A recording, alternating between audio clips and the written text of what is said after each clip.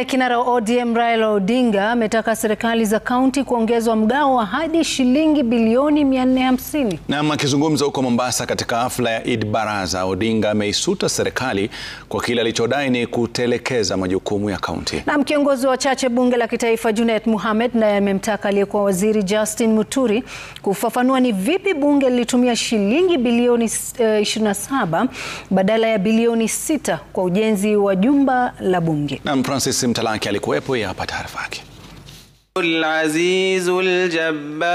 Ni katika hafla ya Eid Baraza jijini Mombasa iliyohudhuriwa na vigogo wa chama cha ODM, ambapo Raila Odinga ametaka mgao wa serikali za kaunti kuongezwa hadi shilingi bilioni 450. Tunataka hiyo pesa ikuje.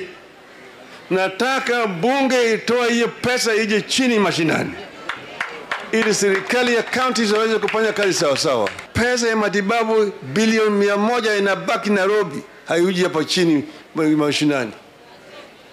Hata hii pesa ya miundo msingi kama ile fuel levy, wabunge wanakataa nayo.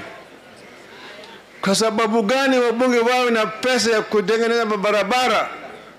Kazi ya wabunge ni kutengeneza sheria Nairobi. Odinga anasema serikali ya Kenya Kwanza imekuwa ikikiuka sheria kwa kutekeleza majukumu ya serikali za kaunti na kufyonza mgao wa kaunti. Pesa inabaki Nairobi.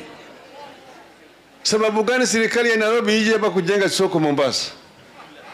Soko ya Mombasa nataka ijengwe na county government ya Mombasa. Lakini wameweka pesa kule, unapigia sasa makofi ati wanakuja kujenga nyinyi soko. Kwa sababu gani? Odinga vile ametangaza kuwa chama cha ODM kinachojiandaa kwa uchaguzi wake mwezi Aprili kinajiandaa kupeperusha bendera mwaka 2027. Wakati munaenda kuchagua viongozi wa chama, tafadhali mkumbuke hii ni friendly match.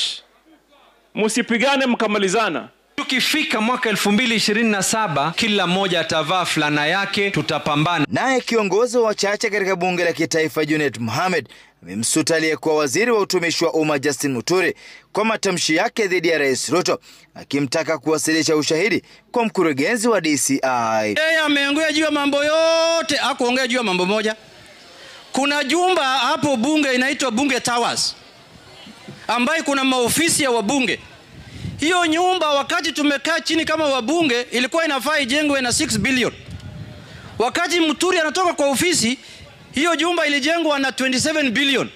Hapo pia afafanulie sisi kidogo ili tujue hiyo jumba imetoka 6 billion namna gani na ikafika 27 billion. Fafanua hiyo pia. Na tungemuomba sasa achukue hatua, afike pale kwenye vitengo vya uchunguzi na polisi, awasilishe stakabadhi ambazo yako nazo ili Wakenya waweze kujua ukweli ya yale madai ambaye ametoa.